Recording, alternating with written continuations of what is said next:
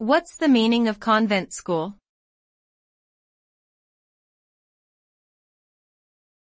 Convent school.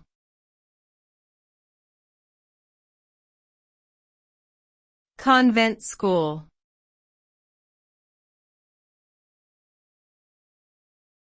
Convent school.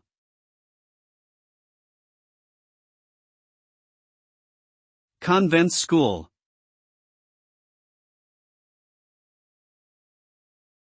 A convent school is a type of educational institution that is run by a religious order of nuns.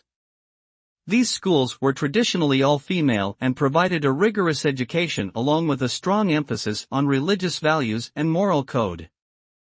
However, in modern times, many convent schools have become co-ed and offer a more diverse curriculum. Attending a convent school can provide students with a unique sense of community and a lifelong connection to their faith. Additionally, the strict discipline and high academic standards can prepare students for success in their future endeavors.